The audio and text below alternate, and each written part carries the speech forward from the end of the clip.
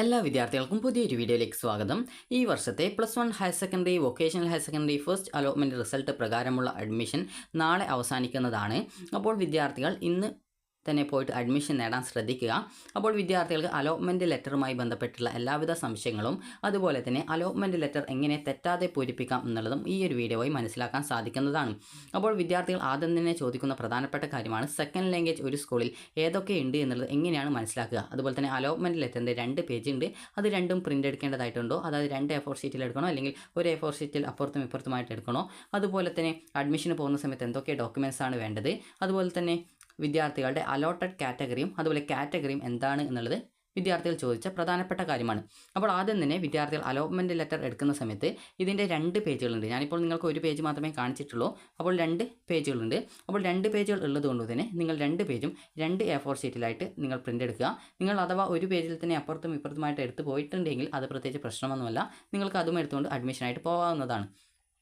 അതുപോലെ തന്നെ വിദ്യാർത്ഥികൾക്ക് അടുത്തതായിട്ടുള്ള പ്രധാനപ്പെട്ട സംശയമായിരിക്കും ഈ ഒരു അലോട്ട്മെൻറ്റ് ലെറ്റർ, അതായത് ഈ ഒരു അലോട്ട്മെൻറ്റ് ലെറ്ററിൽ നിങ്ങളുടെ കാറ്റഗറി എന്താണ് എഴുതേണ്ടത്, അലോട്ടഡ് കാറ്റഗറി എന്താണ് എഴുതേണ്ടത് എന്നുള്ളത്. അപ്പോൾ അതുപോലെ തന്നെ സെക്കൻഡ് ലാംഗ്വേജിൻ്റെ കാര്യം. അപ്പോൾ സെക്കൻഡ് ലാംഗ്വേജും അതുപോലെ തന്നെ അലോട്ടഡ് കാറ്റഗറി എന്നിങ്ങനെയുള്ള ഡീറ്റെയിൽസും കാര്യങ്ങളൊക്കെ ഇതിൻ്റെ 2ാമത്തെ പേജിലാണുള്ളത്. അപ്പോൾ 2ാമത്തെ പേജ് ഞാൻ ജസ്റ്റ് നിങ്ങൾക്ക് കാണിച്ചു തരാം. അപ്പോൾ വിദ്യാർത്ഥികൾ നിങ്ങളുടെ അലോട്ടഡ് കാറ്റഗറിയുടെ സംശയം ചോദിച്ചിട്ടുണ്ടായിരുന്നു. അലോട്ടഡ് കാറ്റഗറി നിങ്ങൾ പരിശോധിക്കാനായിട്ട് നിങ്ങൾ ചെയ്യേണ്ടത് നിങ്ങളുടെ അലോട്ട്മെൻറ്റ് ലെറ്ററിൻ്റെ 2ാമത്തെ പേജ് നിങ്ങൾ ഓപ്പൺ ചെയ്യുക. അപ്പോൾ 2ാമത്തെ പേജ് ഓപ്പൺ ചെയ്ത് കഴിഞ്ഞാൽ നിങ്ങൾക്ക്, അതായത് 2ാമത്തെ പേജല്ല 2ാമത്തെ പേജിലേക്ക് പോവുക. അപ്പോൾ അവിടെ ഏറ്റവും താഴായിട്ട് ഫസ്റ്റ് അലോട്ട്മെൻറ്റ് ഡീറ്റെയിൽസ് എന്ന് പറഞ്ഞുകൊണ്ട് കൊടുത്തിട്ടുണ്ടാവും. അപ്പോൾ അതിന് നേരെ നിങ്ങൾക്ക് കാണാൻ പറ്റും ഏത് ഓപ്ഷനിലാണ് അലോട്ട്മെൻറ്റ് കിട്ടിയത്, സ്കൂളിൻ്റെ പേരെന്താണ്. അത് ഞാൻ ജസ്റ്റ് ഒന്ന് അത് മറച്ചു വെച്ചതാണ്, അപ്പോൾ അതുകൊണ്ടാണ് അവിടെ പേര് കാണാത്തത്. അതുപോലെ തന്നെ ഇവിടെ കോമ്പിനേഷൻ നെയിം, ഏത് കോമ്പിനേഷനിലാണ് അലോട്ട്മെൻറ്റ് കിട്ടിയത്. അതുപോലെ തന്നെ നിങ്ങൾക്ക് അലോട്ട്മെൻറ്റ് ലഭിച്ച കാറ്റഗറി ഏതാണ്, ഇതാണ് അലോട്ടഡ് കാറ്റഗറി എന്ന് പറയുന്നത്. ഇവിടെ ഏത് കാറ്റഗറിയാണോ കൊടുത്തത് അതാണ് അലോട്ടഡ് കാറ്റഗറി എന്നുള്ള ഭാഗത്ത് എഴുതേണ്ടത്. അതുപോലെ തന്നെ റാങ്ക് എന്ന് പറഞ്ഞുകൊണ്ട് കൊടുത്തിട്ടുണ്ട്, നിങ്ങൾക്ക് അവിടെ എത്രാമത്തെ റാങ്ക് ആണെന്ന് കൊടുത്തിട്ടുണ്ട്. അതുപോലെ തന്നെ ആ ഒരു സ്കൂളിൽ ഏതൊക്കെ സെക്കൻഡ് ലാംഗ്വേജസ് ആണ് ഉള്ളത് എന്നുള്ളത് കൊടുത്തിട്ടുണ്ട്. ഇവിടെ നിങ്ങൾക്കറിയാം മലയാളം, ഹിന്ദി, അതുപോലെ അറബിക്, ഉറുദു എന്നിങ്ങനെയുള്ള 4 സബ്ജക്റ്റുകളാണ് സെക്കൻഡ് ലാംഗ്വേജുകളായിട്ട് അവൈലബിൾ ആയിട്ടുള്ളത്. ഇതിൽ നിങ്ങൾക്ക് ഈ ഒരു രീതിയിൽ നിങ്ങളുടെ ആ ഒരു അലോട്ട്മെൻറ്റ് ലെറ്ററിൽ ഏറ്റവും താഴായിട്ട് ആ ഒരു സ്കൂളിൽ ഏതൊക്കെ സെക്കൻഡ് ലാംഗ്വേജസ് ആണ് ഉള്ളത് എന്ന് നോക്കുക. അപ്പോൾ നോക്കുന്ന സമയത്ത് ഇതുപോലെ നിങ്ങൾക്ക് അവിടെ ഏതൊക്കെ സെക്കൻഡ് ലാംഗ്വേജസ് ഉണ്ട് എന്നുള്ളത് നിങ്ങൾക്ക് മനസ്സിലാക്കാൻ സാധിക്കുന്നതായിരിക്കും.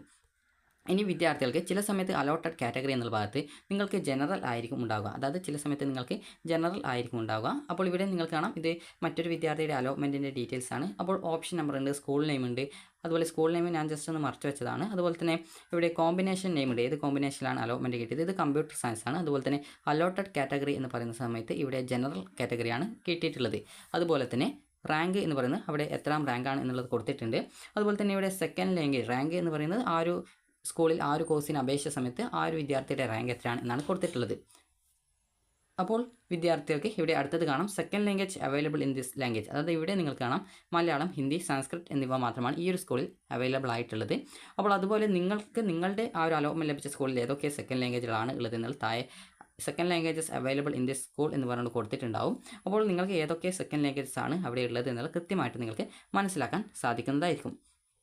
ഇനി അതുപോലെ തന്നെ വിദ്യാർത്ഥികൾ ശ്രദ്ധിക്കേണ്ടത് നിങ്ങളുടെ കാറ്റഗറി ചിലപ്പോൾ ജനറൽ ആയിരിക്കണമെന്നില്ല. ചിലപ്പോൾ നിങ്ങൾ ETB ആയിരിക്കാം, അതല്ലെങ്കിൽ SC ആയിരിക്കാം, ST ആയിരിക്കാം, അല്ലെങ്കിൽ മുസ്ലിം കാറ്റഗറി ആയിരിക്കാം. അതുപോലെ തന്നെ നിങ്ങൾ മറ്റേതെങ്കിലും കാറ്റഗറി, അതായത് OPH, അതുപോലെ ലാറ്റിൻ കത്തലിക്, ഇതുപോലെ വിവിധ തരത്തിലുള്ള കാറ്റഗറികൾ ആയിരിക്കാം. അപ്പോൾ നിങ്ങൾ ശ്രദ്ധിക്കേണ്ടത് നിങ്ങൾക്ക് ചിലപ്പോൾ ജനറൽ കാറ്റഗറിയിൽ നിങ്ങൾക്ക് സീറ്റ് കിട്ടിയേക്കാം. അപ്പോൾ അങ്ങനെയെങ്കിൽ നിങ്ങൾ അവിടെ പോയിട്ട് അഡ്മിഷൻ നേടണം. അപ്പോൾ നിങ്ങളുടെ അലോട്ടഡ് കാറ്റഗറി എന്ന് പറയുന്നത് അവിടെ എന്താണ്, അലോട്ടഡ് കാറ്റഗറി എന്നുള്ള ഭാഗത്ത് നിങ്ങൾക്ക് ജനറൽ എന്നാണ് കൊടുത്തതെങ്കിൽ അവിടെ നിങ്ങളുടെ ഫോമിൽ അലോട്ടഡ് കാറ്റഗറി എന്നുള്ള ജനറൽ എന്നാണ് കൊടുക്കേണ്ടത്. അതേസമയം നിങ്ങൾക്ക് ഇവിടെ ഈ ഒരു അലോട്ട്മെൻറ്റ് ലെറ്ററിൻ്റെ ഭാഗം നോക്കുന്ന സമയത്ത് നിങ്ങൾക്ക് കാണാൻ പറ്റും അലോട്ടഡ് കാറ്റഗറി എന്ന് പറയുന്നത് ഇയവ, തിയ, ബില്ലാവ, അതായത് ETB വിഭാഗത്തിലാണ് ഇവിടെ അലോട്ട്മെൻറ്റ് കിട്ടിയിട്ടുള്ളത്. അപ്പോൾ അതുകൊണ്ട് തന്നെ അലോട്ടഡ് കാറ്റഗറി എന്നുള്ള ഭാഗത്ത് ആ ഒരു കാറ്റഗറിയുടെ, അതായത് ഈ യവ, തിയ, ബില്ലാവ എന്നുള്ള ആ ഒരു ETB എന്നാണ് എഴുതേണ്ടത്. ഇനി അടുത്തതായിട്ട് വിദ്യാർത്ഥികൾ ചോദിക്കുന്നത് നിങ്ങളുടെ കാറ്റഗറി അപ്പോൾ എന്താണ് കൊടുക്കേണ്ടത് എന്നുള്ളതാണ്. അപ്പോൾ നിങ്ങളുടെ കാറ്റഗറി എന്താണ് കൊടുക്കേണ്ടതെന്ന് ചോദിച്ചാൽ 2ാമത്തെ, അതായത് അലോട്ട്മെൻറ്റ് ലെറ്ററിൻ്റെ 2ാമത്തെ പേജിലായിട്ട് കൊടുത്തിട്ടുണ്ടാവും നിങ്ങളുടെ പേഴ്സണൽ ഡീറ്റെയിൽസും കാര്യങ്ങളൊക്കെ കൊടുത്തിട്ടുണ്ടാവും. അപ്പോൾ അവിടെ കാറ്റഗറി നെയിം എന്ന് പറഞ്ഞുകൊണ്ട് എഴുതിയിട്ടുണ്ടാവും, അതായത് കാറ്റഗറി നെയിം എന്ന് പറഞ്ഞുകൊണ്ട് കൊടുത്തിട്ടുണ്ടാവും. അപ്പോൾ നിങ്ങൾ ശ്രദ്ധിക്കേണ്ടത് ഈ ഒരു കാറ്റഗറി നെയിം എന്ന് പറഞ്ഞുകൊണ്ട്, അതായത് ഈ ഒരു നിങ്ങൾക്ക് അവിടെ കാണാൻ സാധിക്കുന്ന കാറ്റഗറി നെയിം എന്ന് പറഞ്ഞുകൊണ്ട് നിങ്ങളുടെ ആ ഒരു പേഴ്സണൽ ഡീറ്റെയിൽസിൻ്റെ അവിടെ കൊടുത്തിട്ടുണ്ടാവും. കൃത്യമായിട്ട് നിങ്ങളുടെ കാറ്റഗറി എന്താണ് എന്നുള്ളത് കൊടുത്തിട്ടുണ്ടാവും. അപ്പോൾ ആ ഒരു കാറ്റഗറിയാണ് കാറ്റഗറി എന്നുള്ള ഭാഗത്ത് എഴുതേണ്ടത്. അലോട്ടഡ് കാറ്റഗറി എന്ന് പറയുമ്പോൾ അത് ഫസ്റ്റ് അലോട്ട്മെൻറ്റ് ഡീറ്റെയിൽസിൻ്റെ ഭാഗത്ത് അലോട്ടഡ് കാറ്റഗറി എന്ന് പറഞ്ഞുകൊണ്ട് കൊടുത്തത് എന്താണോ, അവിടെ എന്താണ് നിങ്ങളുടെ കാറ്റഗറി ആയിട്ട് കൊടുത്തത് എന്താണോ അതാണ് അലോട്ടഡ് കാറ്റഗറി. അത് ചിലപ്പോൾ നിങ്ങൾക്ക് ജനറൽ ആയിരിക്കാം, അല്ലെങ്കിൽ നിങ്ങളുടെ കാറ്റഗറി ആയിരിക്കും കൊടുത്തിട്ടുള്ളത്. അപ്പോൾ അതാണ് അലോട്ടഡ് കാറ്റഗറി എന്ന് പറയുന്നത്.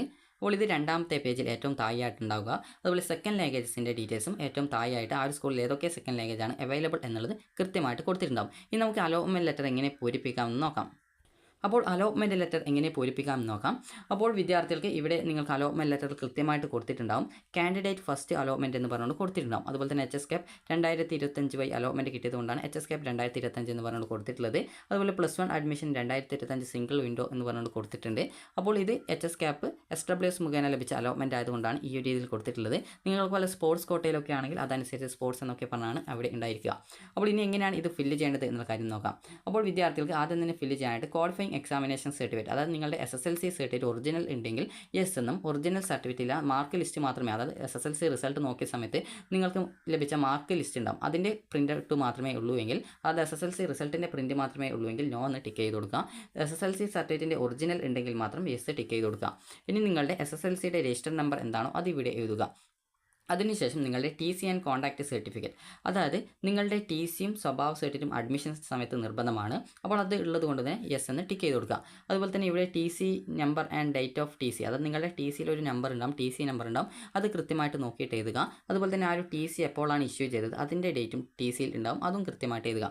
അടുത്തതായിട്ടുള്ളത് migration certificate other than Kerala board, അത് നിങ്ങൾ കേരള ബോർഡിൽ, അതായത് ഒരു കേരളത്തിലെ SSLCയുടെ, അതായത് കേരള ഹയർ എഡ്യൂക്കേഷൻ വിഭാഗത്തിൽ, അതായത് കേരളത്തിലെ ഹൈസ്കൂളിൽ പഠിച്ചതല്ല എങ്കിൽ, അതായത് CBSE ഒക്കെ ആണെങ്കിൽ നിങ്ങൾക്ക് ഒരു മൈഗ്രേഷൻ സർട്ടിഫിക്കറ്റ് ആവശ്യമാണ്. അപ്പോൾ ആ ഒരു മൈഗ്രേഷൻ സർട്ടിഫിക്കറ്റ് നിങ്ങൾക്ക് സ്കൂളിൽ നിന്ന്, അതായത് ഈ ഒരു SSLC അല്ലെങ്കിൽ CBSE പഠിച്ച സ്കൂളിൽ നിന്ന് മൈഗ്രേഷൻ സർട്ടിഫിക്കറ്റ് തന്നിട്ടുണ്ടാവും. അപ്പോൾ അത് നിങ്ങൾ അഡ്മിഷൻ സമയത്ത് ഉണ്ടെങ്കിൽ യെസ് എന്ന് എഴുതുക, നിങ്ങളുടെ കയ്യിലില്ലെങ്കിൽ നോ എന്ന് എഴുതാവുന്നതാണ്. അടുത്തത് ഇക്വലൻസി സർട്ടിഫിക്കറ്റ്, അത് അപ്പോൾ നിങ്ങൾ ഈ ഒരു അപേക്ഷ സമർപ്പിക്കുന്ന സമയത്ത് അതർ എന്നുള്ള സ്കീമാണ് സെലക്ട് ചെയ്തത്, അതായത് ഈ വർഷം നിങ്ങൾ SSLC ജയിച്ച വിദ്യാർത്ഥികൾ SSLC 2024-25 എന്നുള്ള സ്കീമായിരിക്കും സെലക്ട് ചെയ്തിട്ടുണ്ടാവുക.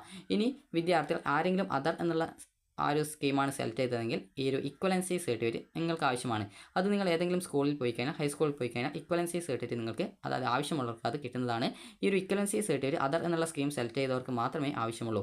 അതുപോലെ തന്നെ നിങ്ങൾ പെർമനൻറ്റ് അഡ്മിഷൻ ആണെങ്കിൽ, അതായത് അഞ്ചാമത്തേത് കൊടുത്തിട്ടുണ്ട്, A colour passport size photograph and the same photograph in digital format should be produced at the time of permanent admission. നിങ്ങൾ പെർമനൻറ്റ് അഡ്മിഷനാണ് എടുക്കുന്നതെങ്കിൽ നിങ്ങളുടെ ഒരു പാസ്പോർട്ട് സൈസ് ഫോട്ടോ എടുക്കണം. അപ്പോൾ നിങ്ങളുടെ ഒരു 2 പാസ്പോർട്ട് സൈസ് ഫോട്ടോ നിങ്ങൾ എടുക്കുക. അതുപോലെ തന്നെ അതിൻ്റെ ഡിജിറ്റൽ കോപ്പി എന്ന് പറയുമ്പോൾ അത് സ്കൂളിൽ നിന്ന് സ്കാൻ ചെയ്ത് എടുത്തോളും.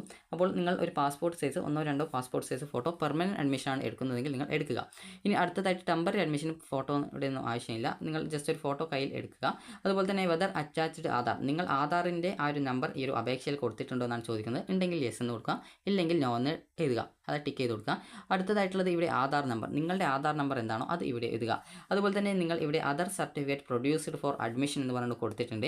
അതായത് നിങ്ങൾ ഈ ഒരു അലോട്ട്മെൻറ്റിൻ്റെ ആപ്ലിക്കേഷൻ സമർപ്പിക്കുന്ന സമയത്ത് നിങ്ങൾ വല്ല ബോണസ് പോയിൻറ്റോ ടൈ ബ്രേക്കോ അങ്ങനെ എന്തെങ്കിലും സർട്ടിഫിക്കറ്റിൻ്റെ ഡീറ്റെയിൽസ് കൊടുത്തിട്ടുണ്ടെങ്കിൽ ആ ഒരു ഡോക്യുമെൻറ്റ്സുകൾ ഇവിടെ നിങ്ങൾ അതിൻ്റെ ഡീറ്റെയിൽസ് ഇവിടെ വന്നിട്ടുണ്ടാവും, ഓട്ടോമാറ്റിക്കലി വന്നിട്ടുണ്ടാവും. അപ്പോൾ അത് കൃത്യമായിട്ട് അതിൽ പറഞ്ഞ പ്രകാരമുള്ള ഡോക്യുമെൻറ്റ്സ് എന്തൊക്കെയാണ് അതൊക്കെ നിങ്ങൾ അഡ്മിഷൻ സമയത്ത് എടുക്കേണ്ടതാണ്. അപ്പോൾ ഇവിടെ സർട്ടിഫിക്കറ്റ് ഡീറ്റെയിൽസ് കൊടുത്തിട്ടുണ്ട്, സർട്ടിഫിക്കറ്റ് നമ്പർ കൊടുത്തിട്ടുണ്ട്, ഡേറ്റ് ഓഫ് ഇഷ്യൂ, ആ സർട്ടിഫിക്കറ്റ് എപ്പോഴാണ് ഇഷ്യൂ ചെയ്തത്, അതുപോലെ ഇഷ്യൂയിങ് അതോറിറ്റി, അതുപോലെ സ്കൂൾ വെരിഫിക്കേഷൻ മാർക്ക് എന്ന് പറഞ്ഞുകൊണ്ട് കൊടുത്തിട്ടുണ്ട്. അപ്പോൾ നിങ്ങൾ ചെയ്യേണ്ട പ്രധാനപ്പെട്ട കാര്യം എന്ന് പറയുന്നത് ഇതിൽ പറഞ്ഞ പ്രകാരം, അതായത് നിങ്ങൾക്ക് ചിലപ്പോൾ ക്ലബ് സർട്ടിഫിക്കറ്റ് ഉണ്ടാവും, ചിലപ്പോൾ ബോണസ് പോയിന്റ് സർട്ടിഫിക്കറ്റ് ഉണ്ടാവും, ചിലപ്പോൾ മറ്റെന്തെങ്കിലും റിസർവേഷൻ സർട്ടിഫിക്കറ്റ് ഉണ്ടാവും. ഇതുപോലുള്ള സർട്ടിഫിക്കറ്റുകളൊക്കെ ഉണ്ടെങ്കിൽ ഇതിൻ്റെ ഡീറ്റെയിൽസ് ഒക്കെ ഇവിടെ സർട്ടിഫിക്കറ്റ് ഡീറ്റെയിൽസ് എന്നുള്ള ഭാഗത്ത് വന്നിട്ടുണ്ടാവും. അതുപോലെ ഏത് അതോറിറ്റിയാണ് ഇഷ്യൂ ചെയ്തത്, ഇത്രയും ഡീറ്റെയിൽസ് ഒക്കെ ഉണ്ടാവും. ഞാൻ ജസ്റ്റ് അത് മറച്ചു വെച്ചതാണ്, നിങ്ങൾ കാണാതിരിക്കാൻ വേണ്ടിയിട്ടാണ് മറച്ചു വെച്ചത്. അപ്പോൾ നിങ്ങളുടെ ആ ഒരു സർട്ടിഫിക്കറ്റ് ഡീറ്റെയിൽസും കാര്യങ്ങളൊക്കെ എന്തൊക്കെയാണുള്ളത് എന്നുള്ളത് അവിടെ വരുന്നതാണ്. ഇനി ഇവിടെ സ്കൂൾ വെരിഫിക്കേഷൻ റിമാർക്സ് എന്ന് പറഞ്ഞുകൊണ്ട് കൊടുത്തിട്ടുണ്ട്. ഇവിടെ നിങ്ങൾ പ്രത്യേകിച്ച് ഒന്നും ചെയ്യേണ്ടതില്ല, അത് നിങ്ങൾ സ്കൂളിൽ നിന്ന് നിങ്ങൾ അഡ്മിഷൻ സമയത്ത് ആ ഒരു ഡോക്യുമെൻറ്റ്സ് ഹാജരാക്കിയിട്ടുണ്ടെങ്കിൽ സ്കൂളിൽ നിന്നാണ് അത് അവിടെ സ്കൂൾ വെരിഫിക്കേഷൻ റിമാർക്ക് എന്നുള്ള ഭാഗത്ത് ഫില്ല് ചെയ്യുക. ഇനി അടുത്തതായിട്ടുള്ളത് നിങ്ങൾ ഇവിടെയൊന്നും ഫില്ല് ചെയ്യാൻ പാടില്ല, ആ ഒരു കാര്യം നിങ്ങൾ ശ്രദ്ധിക്കുക. അതുപോലെ തന്നെ 8ാമത്തെ സെക്കൻഡ് ലാംഗ്വേജ് ഓപ്റ്റഡ് എന്നുള്ളതാണ്. അപ്പോൾ നേരത്തെ പറഞ്ഞതുപോലെ അലോട്ട്മെൻറ്റ് ലെറ്ററിൻ്റെ 2ാമത്തെ പേജിലാണ് സെക്കൻഡ് ലാംഗ്വേജ് ഏതൊക്കെയാണ് ഉള്ളത് എന്നുള്ളത് പറഞ്ഞിട്ടുണ്ടാവുക. 2ാമത്തെ പേജിൽ ഏറ്റവും താഴെ ഫസ്റ്റ് അലോട്ട്മെൻറ്റ് ഡീറ്റെയിൽസിൻ്റെ താഴെയായിട്ട് തന്നെ ആ ഒരു സ്കൂളിൽ second options available in the school എന്ന് പറഞ്ഞുകൊണ്ട് കാണാൻ സാധിക്കും. അപ്പോൾ അവിടെ ഏതൊക്കെ സെക്കൻഡ് ലാംഗ്വേജുകളാണ് ആ ഒരു സ്കൂളിൽ ഉള്ളത് അതനുസരിച്ച് നിങ്ങൾക്ക് ഇഷ്ടപ്പെട്ട സ്കൂളിലെ ആ ഒരു സെക്കൻഡ് ലാംഗ്വേജ് തിരഞ്ഞെടുക്കാവുന്നതാണ്. ചില സ്കൂളിൽ ഹിന്ദി, സംസ്കൃതം, ഉറുദു, അറബിക്, അതുപോലെ മലയാളം, ഹിന്ദി ഇതുപോലെയുള്ള സബ്ജക്റ്റുകളൊക്കെ ഉണ്ടാവും. ചില സ്കൂളിൽ ഹിന്ദി മലയാളം മാത്രമേ ഉണ്ടാവുള്ളൂ. ചില സ്കൂളിൽ ഹിന്ദി മലയാളം സംസ്കൃത് അതുപോലെ തന്നെ അറബിക് ഉറുദു എന്നിങ്ങനെയൊക്കെയുള്ള സബ്ജക്റ്റുകളൊക്കെ ഉണ്ടാവും. ചില സ്കൂളിൽ ഈ ഒരു സ്പാനിഷ് പോലുള്ള ഭാഷകളൊക്കെ ഉണ്ടാവും.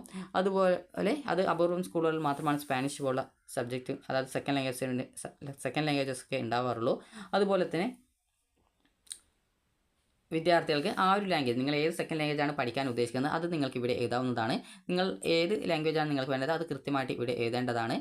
അത് നിങ്ങൾക്ക് ഇഷ്ടമുള്ളത് തിരഞ്ഞെടുക്കാം. അതുപോലെ തന്നെ ഇവിടെ സിഗ്നേച്ചർ ഓഫ് സ്റ്റുഡൻറ്റ് എന്നുള്ള ഭാഗത്ത് നിങ്ങളുടെ സിഗ്നേച്ചർ ഇടുക. അതുപോലെ സിഗ്നേച്ചർ ഓഫ് പാരൻറ്റ് എന്നുള്ള ഭാഗത്ത് നിങ്ങളുടെ പാരൻറ്റിൻ്റെ സിഗ്നേച്ചർ ഇടുക. അതുപോലെ തന്നെ ഫീ ഹെഡ് എന്ന് പറഞ്ഞുകൊണ്ട് കൊടുത്തിട്ടുണ്ട്. അപ്പോൾ നിങ്ങൾ എത്ര രൂപയാണ് അഡ്മിഷൻ സമയത്ത് അടക്കേണ്ടത് എന്നുള്ള ഡീറ്റെയിൽസ് ഇവിടെ കൊടുത്തിട്ടുണ്ട്. അപ്പോൾ ഇവിടെ ഈ ഒരു വിദ്യാർത്ഥിക്ക് അതായത് 150 രൂപ, അതുപോലെ തന്നെ ഇവിടെ 330 രൂപയാണ് ഇവിടെ വന്നിട്ടുള്ളത്. അതുപോലെ തന്നെ ഇവിടെ 100 രൂപയാണ്, അതുപോലെ തന്നെ ഇവിടെ 400 രൂപയാണ്. അങ്ങനെ ടോട്ടൽ കൂട്ടുന്ന സമയത്ത് ഈ ഒരു വിദ്യാർത്ഥിക്ക് വന്നിട്ടുള്ള ഫീസ് എന്ന് പറയുന്നത് അതായത് 500ഉം 830ഉം 980 രൂപയോളമാണ് ആ ഒരു വിദ്യാർത്ഥിക്ക് അഡ്മിഷൻ സമയത്ത് ഫീസ് ഇനത്തിൽ വരിക. അപ്പോൾ ചിലപ്പോൾ നിങ്ങൾക്ക് ലഭിച്ചിട്ടുള്ളത് സയൻസോ കമ്പ്യൂട്ടർ സയൻസോ ഒക്കെ ആണെങ്കിൽ ഇതിനേക്കാൾ കൂടുതൽ ഫീസ് വരും. അതായത് ഒരു 1500 രൂപക്കുള്ളിലൊക്കെ ഫീസ് വരുന്നതാണ്. അപ്പോൾ അതുകൊണ്ട് തന്നെ നിങ്ങൾ അതിനനുസരിച്ച് പൈസ കയ്യിൽ കരുതേണ്ടതാണ്. പെർമനൻറ്റ് അഡ്മിഷനാണ് എടുക്കുന്നതെങ്കിൽ, ടെമ്പററി അഡ്മിഷൻ ആണെങ്കിൽ യാതൊരുവിധ ഫീസും സ്കൂളിൽ കൊടുക്കേണ്ട ആവശ്യമില്ല. ഇനി അടുത്തതായിട്ടുള്ളത് ഇവിടെ കൊടുത്തിട്ടുണ്ട് ക്വാളിഫയിങ് എക്സാമിനേഷൻ രജിസ്റ്റർ നമ്പർ. ഇവിടെ നിങ്ങളുടെ SSLCയുടെ രജിസ്റ്റർ നമ്പർ എഴുതുക. അതുപോലെ തന്നെ ഇവിടെ നിങ്ങൾ ഏത് മാസമാണ് ഏത് ഇയറിലാണ് പാസ്സായതെന്ന് എഴുതുക. അതായത് നിങ്ങളിപ്പോൾ മെയ് മാസത്തിലാണ് ഈ ഒരു 2024-25 വർഷത്തെ SSLC റിസൾട്ട് വന്നിട്ടുണ്ടായിരുന്നത്. അപ്പോൾ മെയ് 2025 എന്ന് എഴുതുക.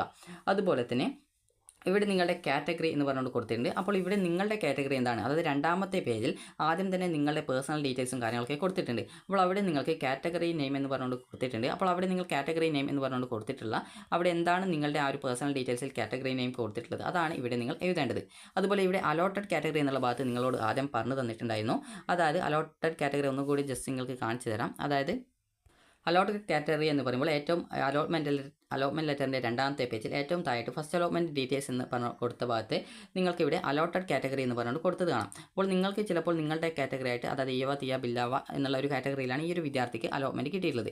അപ്പോൾ നിങ്ങൾക്ക് ഏത് കാറ്റഗറിയിലാണോ കിട്ടിയുള്ളത് എന്നുള്ളത് ഇവിടെ കൊടുത്തിട്ടുണ്ടാവും. ചിലപ്പോൾ നിങ്ങൾക്ക് ജനറൽ കാറ്റഗറിയിലായിരിക്കും കിട്ടിയിട്ടുണ്ടാവുക. അപ്പോൾ അങ്ങനെയെങ്കിൽ നിങ്ങൾ അവിടെ ജനറൽ കാറ്റഗറി എന്നാണ് എഴുതേണ്ടത്. അതേസമയം നിങ്ങൾക്ക് ഇവിടെ ഈവ തീയ ബില്ലാവ അതായത് ETB വിഭാഗത്തിലാണ് കിട്ടിയിട്ടുള്ളതെങ്കിൽ നിങ്ങൾ അങ്ങനെയാണ് എഴുതേണ്ടത്. ചില വിദ്യാർത്ഥികൾക്ക് SC വിഭാഗത്തിലായിരിക്കും കിട്ടിയിട്ടുണ്ടാവുക, അങ്ങനെയെങ്കിൽ SC ആണ് എഴുതേണ്ടത്. അതുപോലെ തന്നെ ചില വിദ്യാർത്ഥികൾക്ക് ST ആയിരിക്കും, അങ്ങനെയെങ്കിൽ അത് അങ്ങനെ എഴുതുക. അതുപോലെ തന്നെ ചില വിദ്യാർത്ഥികൾക്ക് മുസ്ലിം വിഭാഗമായിരിക്കും, അങ്ങനെയെങ്കിൽ മുസ്ലിം എന്നുള്ളത് എഴുതുക.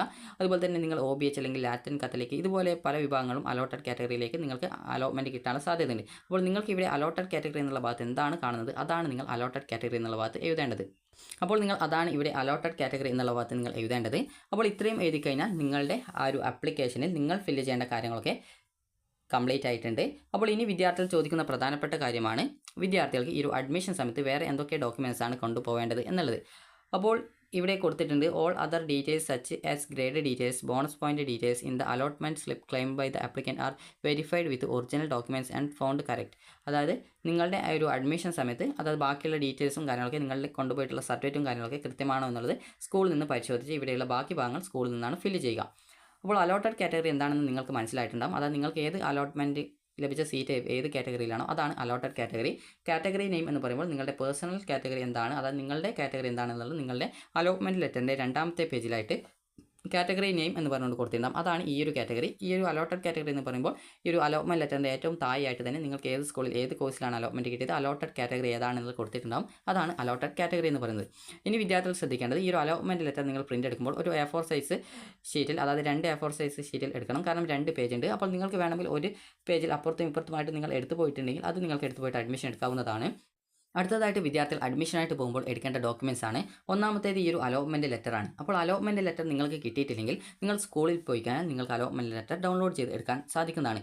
അലോട്ട്മെൻറ്റ് ലെറ്റർ നിങ്ങൾ ഈ ഒരു ഏത് കാൻഡിഡേറ്റ് ലോഗിൻ മുഖാന്തരമാണ് നിങ്ങൾ അപേക്ഷിച്ചത്. അപ്പോൾ ആ ഒരു അലോട്ട്മെൻറ്റ് ലെറ്റർ ആ ഒരു കാൻഡിഡേറ്റ് ലോഗിൻ ചെയ്ത ശേഷം നിങ്ങൾക്ക് അവിടെ congratulation you have got allotment എന്ന് കാണാൻ പറ്റും. അവിടെ ഫസ്റ്റ് അലോട്ട്മെൻറ്റ് റിസൾട്ട് എന്ന് പറഞ്ഞുള്ള ഒരു ലിങ്ക് കാണാം. അതിൽ ക്ലിക്ക് ചെയ്ത ശേഷം വ്യൂ അലോട്ട്മെൻറ്റ് ലെറ്റർ എന്നുള്ള ലിങ്കിൽ ക്ലിക്ക് ചെയ്യുന്ന സമയത്ത് നിങ്ങൾക്ക് നിങ്ങളുടെ അലോട്ട്മെൻറ്റ് ലെറ്റർ ഡൗൺലോഡ് ചെയ്ത് എടുക്കാനായിട്ട് സാധിക്കുന്നതാണ്. ഇനി അതുപോലെ തന്നെ വിദ്യാർത്ഥികൾ അടുത്തതായിട്ട് ചോദിക്കുന്നതാണ് അലോട്ട്മെൻറ്റ് ലെറ്റർ, അതുപോലെ അലോട്ട്മെൻറ്റ് സ്ലിപ്പ്, അഡ്മിഷൻ സ്ലിപ്പ് എന്നൊക്കെ ഇതിന് പേര് പറയാറുണ്ട്. അപ്പോൾ ഇതാണ് അലോട്ട്മെൻറ്റ് ലെറ്റർ നിങ്ങൾ എടുക്കണം. അതുപോലെ തന്നെ SSLC സർട്ടിഫിക്കറ്റിൻ്റെ ഒറിജിനൽ SSLC സർട്ടിഫിക്കറ്റ് ഒറിജിനൽ കിട്ടാത്ത വിദ്യാർത്ഥികൾ SSLC സർട്ടിഫിക്കറ്റിൻ്റെ SSLCയുടെ റിസൾട്ട് നോക്കിയ സമയത്ത് നിങ്ങൾക്കൊരു പ്രിൻറ്റ് കിട്ടിയിട്ടുണ്ടാകും. അപ്പോൾ അത് എടുത്താൽ മതി. അടുത്തതായിട്ടുള്ളത് നിങ്ങളുടെ TC അതുപോലെ തന്നെ സ്വഭാവ സർട്ടിഫിക്കറ്റ് ആണ്. അടുത്തത് നിങ്ങൾക്ക് വല്ല ബോണസ് പോയിന്റ് അതുപോലെ തന്നെ ടൈ ബ്രേക്ക് സർട്ടിഫിക്കറ്റ് ഉണ്ടെങ്കിൽ ടൈ ബ്രേക്ക് സർട്ടിഫിക്കറ്റ് ആണ്. അതുപോലെ ബോണസ് പോയിന്റ് സർട്ടിഫിക്കറ്റ് ഉണ്ടെങ്കിൽ അതാണ്. അതുപോലെ EWS കാറ്റഗറിയിൽ EWS റിസർവേഷൻ ഉണ്ട് എന്ന് പറഞ്ഞവർ EWS സർട്ടിഫിക്കറ്റ് എടുക്കണം. അതുപോലെ തന്നെ നിങ്ങളുടെ 2 പാസ്പോർട്ട് സൈസ് ഫോട്ടോ എടുക്കണം. അതുപോലെ തന്നെ നിങ്ങളുടെ ആധാർ കാർഡിൻ്റെ കോപ്പി എടുക്കണം. അതുപോലെ തന്നെ നിങ്ങൾ പെർമനൻറ്റ് അഡ്മിഷനാണ് എടുക്കുന്നതെങ്കിൽ നിങ്ങൾ ഫീസും കാര്യങ്ങളൊക്കെ എടുക്കണം. ഒരു 1500 രൂപക്കുള്ളിൽ, അതായത് ഒരു 1500 രൂപയെങ്കിലും എടുക്കാൻ ശ്രദ്ധിക്കുക. കാരണം എത്ര രൂപയാണ് ഫീസ്? നിങ്ങൾക്ക് യൂണിഫോം കാര്യങ്ങളൊക്കെ നിങ്ങൾ പെർമനൻറ്റ് അഡ്മിഷനാണ് നേടുന്നതെങ്കിൽ യൂണിഫോം ഒക്കെ വാങ്ങിക്കണമെങ്കിൽ ഒരു 3000 രൂപയൊക്കെ എടുത്തിട്ട് പോകുന്നതായിരിക്കും നല്ലത്. കാരണം യൂണിഫോമിന് എത്രയാണ് ഫീസ് വരുന്നത് എന്നുള്ള കാര്യം ജസ്റ്റ് അറിയില്ല. അപ്പോൾ അതുകൊണ്ട് തന്നെ നിങ്ങൾക്ക് എത്ര രൂപയാണ് വരുന്നത് അതിനനുസരിച്ച് അവിടെ ഉപയോഗിക്കാൻ വേണ്ടിയിട്ടാണ് ഈ ഒരു രീതിയിൽ പൈസ എടുക്കാനായിട്ട് പറയുന്നത്. സയൻസ് ഗ്രൂപ്പൊക്കെയാണ് കിട്ടിയതെങ്കിൽ നിങ്ങൾ പെർമനൻറ്റ് അഡ്മിഷനാണ് എടുക്കുന്നതെങ്കിൽ ഒരു 1500 രൂപയോളം ഫീസ് വരുന്നതാണ്. അപ്പോൾ യൂണിഫോമിന് ഏകദേശം എത്ര രൂപയാണ് വരിക എന്നുള്ളത് അറിയില്ല. അപ്പോൾ അതിൻ്റെ തുണിയാണ് കിട്ടുക. അപ്പോൾ അത് വാങ്ങിക്കണമെങ്കിൽ ഏകദേശം ഒരു 1000 രൂപ തന്നെ ചിലപ്പോൾ വന്നേക്കാം. അപ്പോൾ അതുകൊണ്ട് തന്നെ നിങ്ങൾ അതിനനുസരിച്ച് പൈസ എടുത്തിട്ട് പോവുക. പെർമനൻറ്റ് അഡ്മിഷനാണ് എടുക്കുന്നതെങ്കിൽ മാത്രമേ യൂണിഫോം വാങ്ങിക്കേണ്ടതായിട്ടുള്ളൂ. അല്ല നിങ്ങൾ സ്കൂൾ മാറണമെങ്കിൽ നിങ്ങൾ യൂണിഫോം വാങ്ങിക്കേണ്ടതില്ല. ഇനി അതുപോലെ തന്നെ നിങ്ങൾക്ക് വേറെ എന്തെങ്കിലും റിസർവേഷൻ്റെ ഡോക്യുമെൻറ്റുകൾ നിങ്ങൾ അപേക്ഷയിൽ കൊടുത്തിട്ടുണ്ടെങ്കിൽ അത് എടുക്കുക. അതുപോലെ തന്നെ ഈ ഒരു ഇൻകം സർട്ടിഫിക്കറ്റോ മറ്റോ ഉണ്ടെങ്കിൽ നിങ്ങൾ അത് എടുക്കുക. ഇല്ല എങ്കിൽ പ്രത്യേകിച്ച് എടുക്കേണ്ട ആവശ്യമില്ല. അപ്പോൾ ഇത്രയുമാണ് നിങ്ങൾക്ക് ഈ ഒരു അഡ്മിഷൻ സമയത്ത് ആവശ്യമായിട്ടുള്ളത്. അപ്പോൾ വിദ്യാർത്ഥികൾക്ക് ഈ ഒരു വീഡിയോ ഉപകാരപ്രദമായിട്ടുണ്ടെന്ന് കരുതുന്നു. ഉപകാരപ്രദമായിട്ടുണ്ടെങ്കിൽ ലൈക്ക് ചെയ്യുക, ഷെയർ ചെയ്യുക. Thank you for watching.